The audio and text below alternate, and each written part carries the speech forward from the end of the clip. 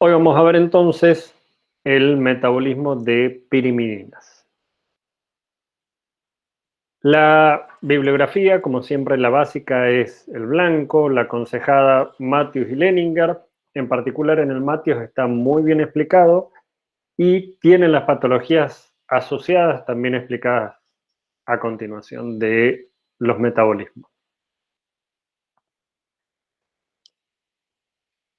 Para el tema de hoy, lo que vamos a estudiar es cómo se forman las pirimidinas y cuál es su catabolismo.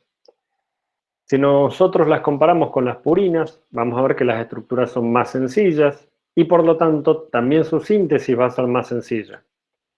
Nuevamente vamos a tener aminoácidos involucrados en esa síntesis y dióxido de carbono o carbonato para aportar uno de los átomos de carbono. Para los nucleótidos de pirimidina, como dijimos entonces, van a estar hechos de aspartato, de fosforibosil pirofosfato y de carbamilfosfato.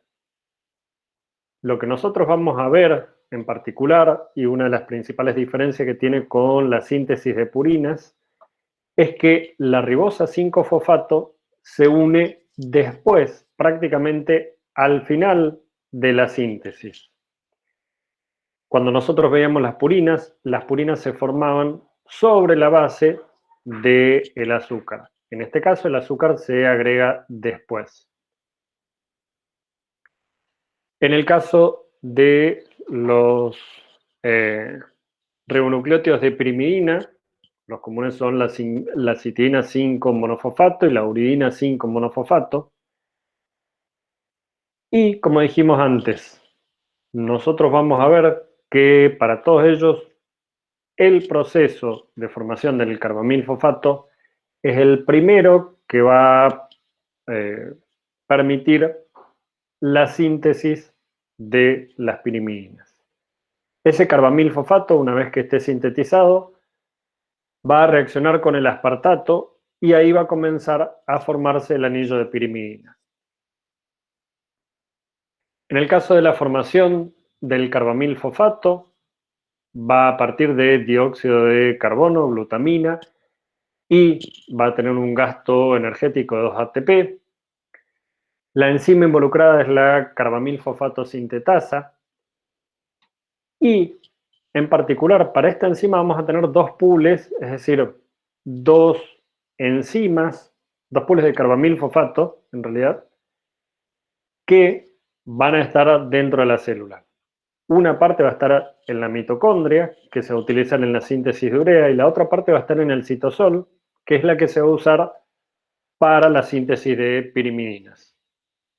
En el caso de la carbamilfosfato sintetasa citosólica, lo que va a utilizar entonces es la glutamina para, o como fuente de este grupo amino. Va a ser activada a su vez por ATP y fosforibosil pirofosfato e inhibida por UTP. Es decir, esta reacción, como estamos viendo acá, va a ser inhibida por el producto final, los productos finales, y va a ser activada por el ATP. En este caso, el ATP forma parte de las purinas y de esa forma se equilibran las cantidades de purinas y pirimidinas. Esa forma de control que tiene permite la cantidad equilibrada de purinas y pirimidinas. Una vez que tenemos el carbamilfosfato, va a reaccionar con el aspartato. La enzima que cataliza esta interacción es la aspartato transcarbamilasa. Este, en particular, es el principal sitio de regulación de la vía y sobre la base del carbamilfosfato, ahora el aspartato va a permitir prácticamente que estén todos los átomos del ciclo. A partir de allí, la dihidroratasa lo que va a hacer es eliminar agua de esta molécula. Ese agua va a permitir que se cicle la molécula Y a partir de esa molécula ciclada, lo que vamos a ver es la continuación del proceso. Acá cabe aclarar un aspecto muy importante en cuanto a estas tres enzimas. La carbamilfosfato sintetasa, la aspartato transcarbamilasa y la dihidroratasa forman en eucariotas una única proteína trifuncional. En procariotas son tres enzimas separadas, en eucariotas las tres forman parte de una única enzima.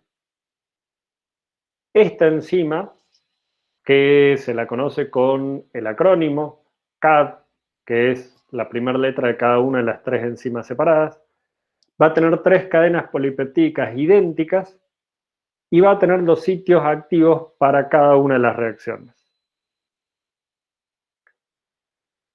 Continuando con la síntesis, este dihidroratato, ahora, a partir de la dihidroratato dehidrogenasa y con participación del NAD, que va a aceptar esos electrones, va a formar el orotato.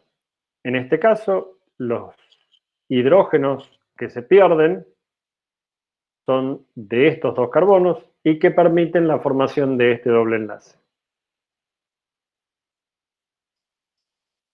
Nuevamente, ese orotato o ese ácido orótico ahora va a reaccionar a continuación con el fosforribosil pirofosfato.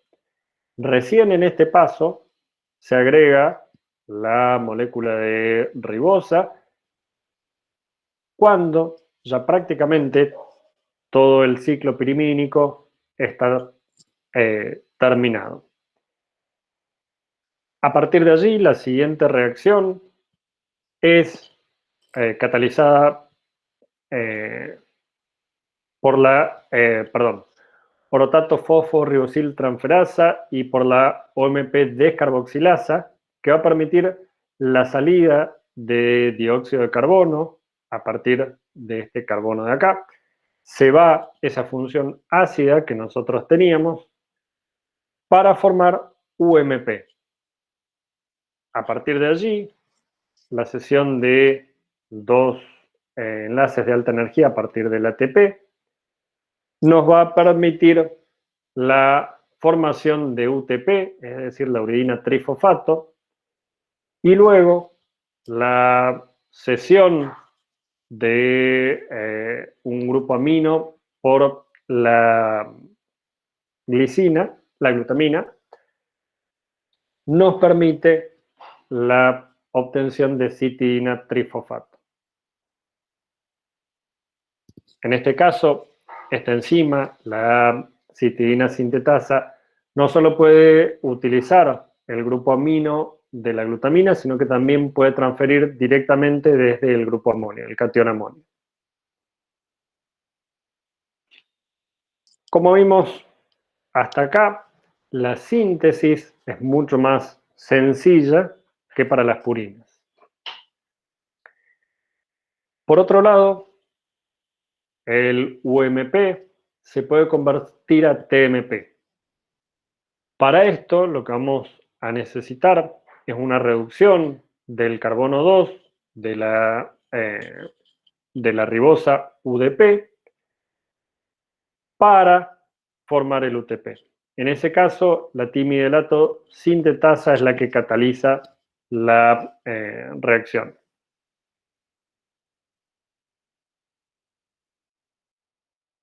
Perdón, lo que no mencioné anteriormente es que la serina hidroximetiltransferasa va a ser requerida para la regeneración desde el tetrahidrofolato de esos equivalentes de reducción.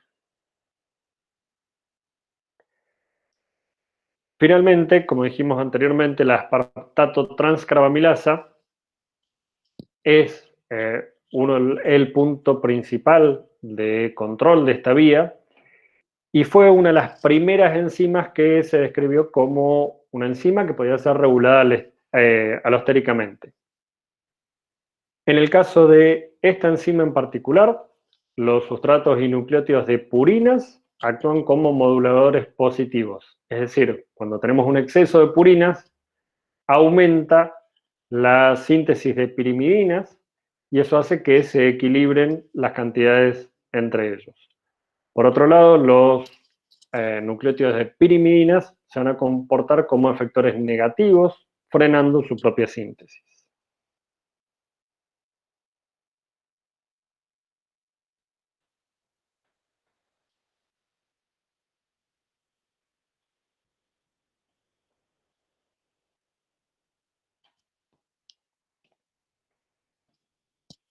Si bien el equilibrio va a ser muy importante entre las purinas y las pirimidinas, va a ser específicamente importante para la síntesis de ADN, donde las cantidades son equivalentes de unas y de otras. En el caso de las biosíntesis de purinas y pirimidinas, cuando nosotros hacemos una comparación, para el caso de las purinas, la vía de recuperación es la principal vía de obtención, mientras que en las pirimidinas la síntesis de novo es la principal vía de obtención. Como vimos recién, la base que se sintetiza unida a la ribosa, se comienza a formar la molécula sobre la ribosa, mientras que en las pirimidinas se sintetiza la base y luego se une a la ribosa. En el caso de las purinas, vamos a tener la inosina monofosfato como intermediario común, pero en sí mismo la inosina no es un nucleótido típico, no va a formar parte de los ácidos nucleicos. Por el lado de las purinas, la uridina monofosfato, un nucleótido típico, es el que va a convertirse o el que va a permitir la obtención de las otras dos bases pirimidínicas.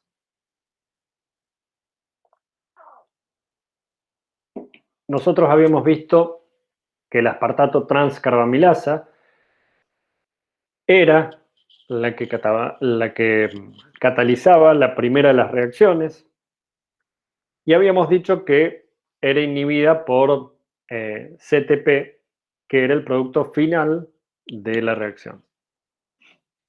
Esta aspartato transcarbamilasa, ATCasa, tiene 6 subunidades catalíticas y 6 subunidades reguladoras. Las unidades catalíticas son las que se unen al sustrato y las alostéricas son las que se unen al CTP.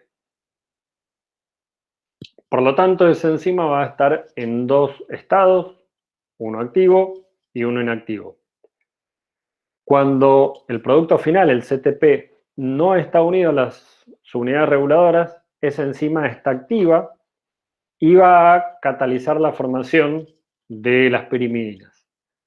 Una vez que se comienza a acumular el CTP, la citidina trifosfato, esta misma es la que se va a unir a la enzima, al aspartato transcarbamilasa, va a producir un cambio conformacional y esto va a hacer que la enzima se inactive y no se produzcan más pirimidinas. Además, vamos a tener otros puntos de regulación secundarios.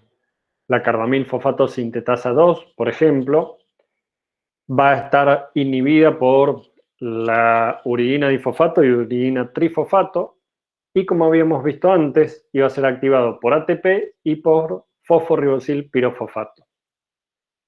En los mamíferos, además, vamos a tener la OMP descarboxilasa, que los productos finales de la vía son los inhibidores competitivos de esta enzima. Para la síntesis de ditrifosfatos va a suceder lo mismo que habíamos visto para las bases púricas. Va a haber quinasas específicas que nos permitan obtener el nucleócido difosfato y quinasas no específicas que nos permitan tener el trifosfato. Generalmente el dador de grupo fosfato es el ATP para cualquiera de los casos. Ahora bien, nosotros hemos estado hablando la obtención de los ribonucleótidos. Los ribonucleótidos, habíamos dicho que en general son mucho más abundantes que los desoxirribonucleótidos, y estos desoxirribonucleótidos se obtienen a partir de ellos. La reacción es una reacción, una única reacción, donde se va a reducir el carbono 2 de la ribosa para formar la desoxirribosa. Esa reacción es catalizada por la ribonucleótido reductasa. Esa ribonucleótido reductasa, a su vez, va a depender del NAD, es decir, va a obtener el NAD del NAD el par de átomos de hidrógeno. Pero no lo va a obtener directamente. Lo va a obtener a partir de la tiorredoxina. La tiorredoxina, si bien es un agente reductor, actúa como cofactor, en este caso, es una proteína. Cuando recién se describió, fue una de las primeras proteínas que se las describió como o con actividad de cofactor. Como decíamos recién entonces, a partir del NAD se van a obtener esos átomos de hidrógeno a partir del paso previo por la tiorredoxina. En esa tiorredoxina vamos a tener dos cisteínas cercanas que entre ellas están haciendo un puente disulfuro. Al obtener esos hidrógenos van a formar dos sulfidrilos y esos sulfidrilos son los que le van a donar los dos hidrógenos a la ribonucleótido reductasa. De la misma forma, la ribonucleótido reductasa tiene dos cisteínas próximas entre sí que forman un puente disulfuro. Al obtener los hidrógenos van a formar dos sulfidrilos y estos son los que van a catalizar la reducción del carbono 2 de la ribosa. Por otro lado, hay una segunda fuente de equivalentes de ribonucleótido de hidrógenos a partir de la ribonucleótido reductasa. Nuevamente es el NAD el dador, pero en este caso van a pasar primero por el glutatión y ese glutatión se los va a ceder a la glutarredoxina, otra proteína que tiene las mismas características que la tiorredoxina. Cualquiera de estas dos alternativas va a ser funcional para activar a esa ribonucleótido reductasa que le permita, a su vez, obtener los deoxinucleótidos a partir del nucleótido correspondiente. Profe, Sí.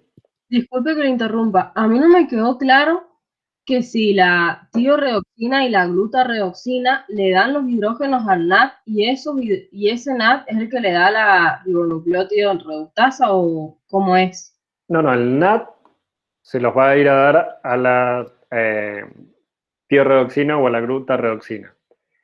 En el intermedio vamos a tener por un lado el glutatión y por el otro lado el FAD. En cualquiera de los dos casos, el inicial, el dador inicial, es el NAD.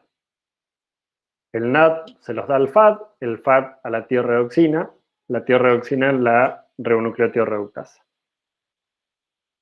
Bien, gracias, profe. Cuando nosotros vimos la degradación de las purinas, vimos que al final se obtenía ácido úrico. Ese ácido úrico habíamos visto que era un producto poco soluble en agua y por lo tanto tendía a formar cristales de sales de urato.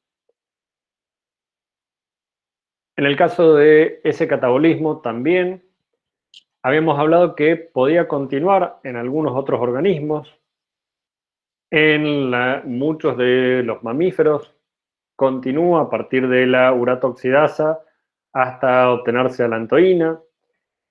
En los peces óseos continúa hasta alantoato. Y finalmente, en los anfibios y algunos peces cartilaginosos se obtiene urea, y en los invertebrados marinos se obtiene amonio, continúa hasta amonio. En el caso de los humanos, la degradación llega hasta ácido úrico, y en particular la cantidad que se secreta por día es de alrededor de 0,6 gramos cada 24 horas. Ese ácido úrico que nosotros vamos a producir viene generalmente de las purinas que nosotros ingerimos y una parte de los nucleótidos que están circulando, los nucleótidos endógenos que están circulando. En el caso del catabolismo de las pirimidinas, lo que se obtienen son productos que son solubles en agua. Por lo tanto, son fácilmente eliminados o pueden ser reutilizados por las células. En el caso de la citosina, lo que va a utilizar son hidrógenos donados por el NAD-fosfato para formar el dihidrouracilo. En este caso, la enzima involucrada es la hidrouracil deshidrogenasa. A partir de ese, estamos acá abajo. A partir de ese dihidrouracilo se van a obtener, por ruptura del anillo pirimídico y por hidrólisis, betalanina, dióxido de carbono y amoníaco. En el caso de la timina, la dihidrouracil dehidrogenasa también, utilizando hidrógenos del NAD-fosfato, va a permitir obtener dihidrotimina, y a partir de esa dihidrotimina, como dijimos, también por hidrólisis y por la ruptura del anillo pirimídico, lo que vamos a obtener es beta-aminoisobutirato, dióxido de carbono y amoníaco como productos finales. Este beta-aminoisobutirato, en algunos casos, se convierte en succinil-CoA, que después puede ser utilizado en el ciclo del ácido cítrico. En otros casos, simplemente son eliminados por orina. Lo que vamos a ver a continuación son enfermedades asociadas a los metabolismos de purinas y pirimidinas. Vamos a ver que vamos a tener enfermedades asociadas tanto a déficit de algunas enzimas como a acumulación de alguno de esos productos finales de los metabolismos. En particular, cuando nosotros hablamos inicialmente de la conversión de UMP a TMP, es decir, de uridina monofosfato a timidina monofosfato, de oxi, lo que habíamos hablado es que íbamos a necesitar para esta conversión ácido fólico. El 10% de la población humana tiene deficiencia de ácido fólico. Esta deficiencia, cuando es muy severa, puede llegar a tener graves consecuencias, que van desde enfermedades del corazón, cáncer y algunos tipos de disfunciones cerebrales. ¿Por qué sucede esto? En el caso de la síntesis del ADN, cuando necesita incorporar timidina, al no tener timidina suficiente, lo que va a incorporar es uracilo. El uracilo, recordemos que únicamente forma parte del ARN. En ese caso, cuando el uracilo se agrega erróneamente a las cadenas de ADN, las vías de reparación del ADN lo reconocen y cortan ese ADN. Como nosotros tenemos un exceso de uracilo, va a cortar en distintos lugares y eso va a ir fragmentando el ADN. Esa fragmentación del ADN, a la larga, lo que hace es afectar la función y la regulación del ADN nuclear, y es desde allí donde comienzan a verse los efectos, tanto en el corazón como en el cerebro, y además de las mayores tasas de mutagénesis que van a conducir al cáncer. En el caso del catabolismo de purinas, hay una enzima en particular, la adenosina deaminasa, que conduce al síndrome de inmunodeficiencia combinada grave. En este caso, lo que sucede son los linfocitos T y los linfocitos B que no se desarrollan completamente. ¿Qué es lo que sucede? Cuando hay deficiencia de esa enzima, de la adenosina deaminasa, como no se degrada el AMP, lo que va a aumentar es la concentración de ATP, en particular la de deoxi-ATP. Ese deoxi-ATP es un inhibidor de la ribonucleótido reductasa. Por lo tanto, lo que vamos a tener son deficiencias en todos los deoxinucleótidos que están presentes en los linfocitos T. Si no tenemos deoxinucleótidos, no podemos tener síntesis de ADN, por lo tanto, cada vez que se quieran regenerar los linfocitos, cada vez que se quieran duplicar, no van a tener suficientes nucleótidos para poder regenerarse y duplicarse. De allí que no se van a desarrollar completamente esos linfocitos y el sistema inmune de estas personas va a ser muy débil. No sé si alguna vez ustedes lo vieron, hay algunos documentales y en algunas películas los chicos burbuja, hay niños que como no tienen sistema inmune, cualquier patógeno que esté alrededor, cualquier toxina que esté alrededor, lo afecta severamente y le puede causar la muerte. Por eso la única forma de vida, la única sobrevida que tienen, es vivir dentro de una burbuja totalmente estéril. En particular, la deficiencia de esta enzima fue uno de los primeros objetivos, una de las primeras enfermedades para los cuales se comenzaron a realizar ensayos de terapia génica humana. Rápidamente les comento, cuando ustedes tienen una deficiencia en una enzima, hay dos tipos de ensayos que se han utilizado en los últimos años. Uno es simplemente una terapia enzimática donde se suministra la enzima ya sintetizada al individuo. En el otro se hace una terapia génica y esto consiste en cambiar el genoma, esa parte del genoma en particular para esta enfermedad, el gen que codifica para la adenosina deaminasa se reemplaza por uno correcto o, en el caso de estar ausente, se agrega ese gen cambiando el genoma del individuo. Ya cuando estemos en biología molecular vamos a ver exactamente cómo funciona y cómo se realiza esa terapia génica. Por otro lado, vamos a tener enfermedades asociadas a las vías de recuperación de las purinas. En particular, la deficiencia ya sea en la enzima o en la funcionalidad de la enzima hipoxantina guanina fosforibosiltransferasa, como está casi exclusivamente en niños varones, se va a traducir en un síntoma que se denomina de Lesch-Nyhan. Ese síntoma es un trastorno genético. Ese trastorno genético, como dijimos, es por la ausencia o la falta de actividad debido a alguna mutación en la enzima hipoxantina guanina fosforibosiltransferasa. Normalmente se manifiesta alrededor de los 2 años de edad.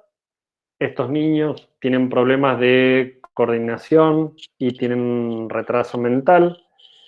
Y uno de los síntomas más llamativos es que son muy hostiles y tienen tendencias autodestructivas. Se mutilan mordiéndose desde los dedos, de las manos, de los pies o los propios labios, y en ese caso tienen además un problema extra. Mi pregunta es, si ustedes no tienen la vía de recuperación de las purinas funcionando correctamente, además del síndrome de Lesch-Nyhan, ¿qué otro metabolito que hemos visto se puede llegar a acumular?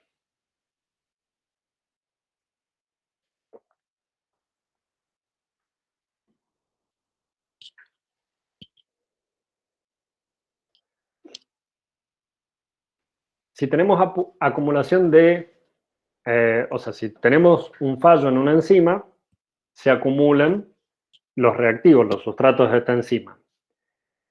Si se comienzan a acumular hipoxantina y guanina, ¿qué haría el metabolismo con ellos?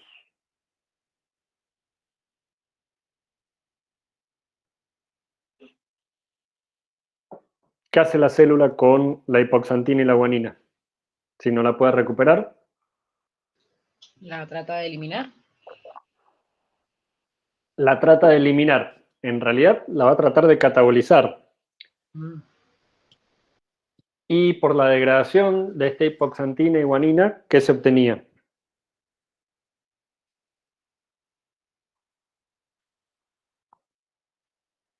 Es la degradación de purinas, básicamente. Por la degradación de purinas, lo que obtenemos es ácido úrico. O sea que además de los síntomas comunes para Lesch-Nyhan, lo que vamos a tener es una enfermedad de gota por la acumulación del ácido úrico.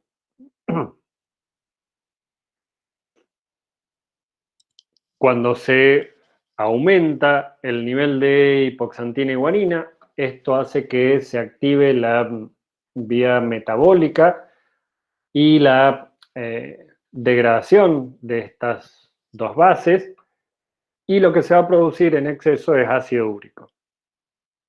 En este caso, en el cerebro es muy dependiente de las rutas de rescate, y eso explica también por qué los problemas neurológicos son tan importantes en este síndrome de Lesch-Nyhan. Recién la nombramos, otra enfermedad asociada al metabolismo de purinas y priminas es la gota, que está asociada al catabolismo de las purinas. En el caso de la gota, hay una concentración elevada de ácido úrico en sangre y en orina. Hay hiperuricemia y uricosuria. En este caso, las sales de urato que se producen son insolubles y tienden a acumularse sobre todo en las articulaciones. Ese ácido úrico, además, también en exceso, se va a depositar en los túbulos renales. Esta enfermedad es prevalente en hombres y hay una deficiencia genética de una de las enzimas del metabolismo de las purinas que puede llegar a ser una causa de esta enfermedad de gota. En el caso del ácido úrico, como habíamos dicho, se producen alrededor de 500 a 600 miligramos de ácido úrico por día y la mayoría es excretado por orina. El resto se degrada a dióxido de carbono, amoníaco o urea. Cuando nosotros analizamos la molécula del ácido úrico, vamos a encontrar que el pKa de ese oxidrilo, que está unido al carbono 8, es de 5,75. Por lo tanto, a pH de la sangre normal, la mayor parte de este ácido úrico está en forma de urato. A pH menores a 5,75 está predominando el ácido úrico. En el caso de las formaciones de sales de urato, hacen que este tienda a precipitar, ya que la sal es mucho más insoluble en agua. El ácido úrico, vamos a ver que mucho de la producción también viene por la dieta. En el caso de la dieta vamos a tener las carnes, las vísceras, las legumbres, los hongos y las espinacas que son ricos en ácido úrico. Hay algunos fármacos que tienen como función bloquear la reabsorción de esos uratos y que permiten que se eliminen por orina, pero lo que nosotros vamos a, o lo que normalmente se utiliza en mayor medida, es una inhibición en la degradación de estas bases púricas de estas bases púricas. En el caso particular de la cafeína, esta cafeína es una purina. Esa purina está simplemente metilada. La cafeína está contenida en el café, en el té, en el cacao, en el mate y es degradada de la misma forma que las bases púricas, por lo tanto también aumenta el nivel de ácido úrico. En el caso de la gota, como dijimos, las sales de urato precipitan y se acumulan en las articulaciones, sobre todo en las interfalángicas y en las del metatarso. Y lo que nosotros vamos a ver son este tipo de inflamaciones entre los dedos. Esos precipitados se denominan tofos y se producen, como dijimos recién, sobre todo en manos y pies. En el caso del fármaco utilizado para inhibir la degradación total de las bases púricas es el alopurinol. El alopurinol lo que hace es inhibir a la santina oxidasa. Esta inhibición que tiene es una inhibición alostérica. El alopurinol es muy similar a la hipoxantina, que es el sustrato de la santina oxidasa, y se une firmemente a la enzima para que se produzca oxipurinol. Tanto el oxipurinol como la santina, que es la que se acumula por la competencia con el alopurinol, son productos mucho más solubles en agua que el mismo ácido úrico. Por lo tanto, el producto acumulado, la santina, se elimina mayormente por orina directamente. Otras de las enfermedades asociadas a los metabolismos es la acidura orótica. En este caso es una enfermedad también de origen genético que va a afectar a la síntesis de pirimidinas o al ciclo de la urea. En particular, las enzimas involucradas son la orotato fosforibosil transferasa y la OMP descarboxilasa. Son una enzima bifuncional en eucariotas. Por lo tanto, la deficiencia de ellas lo que hacen es aumentar, como siempre, el sustrato inicial, en este caso el orotato, y producen anemia megaloblástica y retardo del crecimiento. ¿Se les ocurre alguna relación entre el cáncer y la biosíntesis de nucleótidos?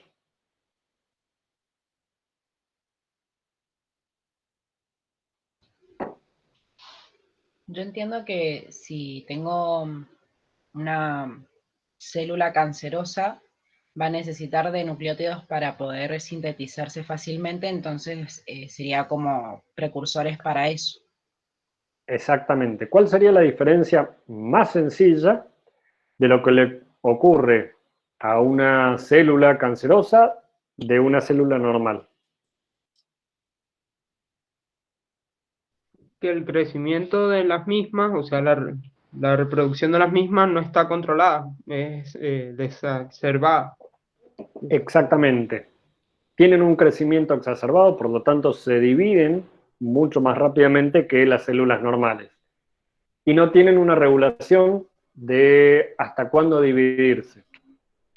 Para esa división, lo que nosotros vamos a necesitar siempre es una alta concentración de ADN, para cada división se tiene que duplicar todo el ADN de la célula. Por lo tanto, la biosíntesis de nucleótidos es fundamental para el desarrollo de ese tipo de células cancerosas.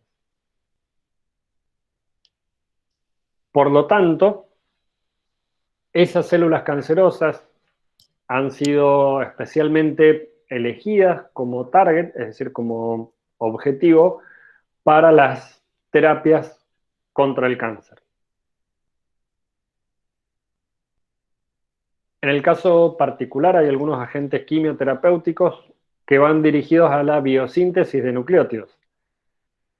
Uno de los primeros agentes que se utilizaron inhibe la glutamina amidotransferasa. En este caso, la glutamina es donador de nitrógeno en varias de las reacciones de la biosíntesis de nucleótidos, y cada sitio de unión de la glutamina y el mecanismo por el cual se extrae amoníaco son similares en muchas de las enzimas relacionadas. Esas enzimas se inhiben por análogos de glutamina como la azacerina y el acibicin. Otros de los nucleótidos, de la biosíntesis de nucleótidos que fueron target para este tipo de tratamientos son la timidilato sintetasa y la dihidrofolato reductasa. En particular, lo que se utilizó es un análogo del uracilo, al cual se le ha agregado flúoro. En este caso, el fluorouracil es utilizado y lo que se hace es, se lo utiliza como competidor del uracilo. Al unirse a las enzimas, la inactiva, porque se une fuertemente a esa enzima, se une de forma permanente. Hay otros agentes que se están utilizando, como el método Trexato. En este caso, inhibe a la dihidrofolato reductasa. Nuevamente es un inhibidor competitivo análogo al folato. Pero también estos mismos inhibidores no solo van a utilizarse para tratar el cáncer. Recordemos que hay muchas células de crecimiento rápido, incluyendo bacterias patógenas, que nosotros vamos a tratar de eliminar. Por lo tanto, las bacterias que se dividen tan rápidamente también necesitan de los nucleótidos para poder hacerlo, y esos nucleótidos podemos inhibirlo con el mismo tipo de fármacos que se utilizan para el tratamiento del cáncer. En el caso de el inhibidor trimetoprim, lo que hace es unirse a la reductasa dihidrofolato, con la diferencia es que se unen mucho más fuertemente, tiene mayor afinidad por la enzima bacteriana que por la enzima mamífero. Por lo tanto, eso es óptimo, es muy bueno encontrar ese tipo de inhibidores que únicamente inhiban a la enzima bacteriana y no a la enzima de mamífero. De esa forma nosotros vamos a frenar la síntesis de nucleótidos únicamente de la bacteria patógena y no de las células del humano. En el caso de algunos parásitos protistas, como los tripanosomas, nosotros conocemos mayormente el Trypanosoma cruzi, no tienen vía de síntesis de novo de los nucleótidos. Por lo tanto, son mucho más sensibles a esos agentes que van a interferir con la eliminación de nucleótidos del medio ambiente. En este caso, el halopurinol, que habíamos visto anteriormente, es uno de los más utilizados para tratar este tipo de patógenos.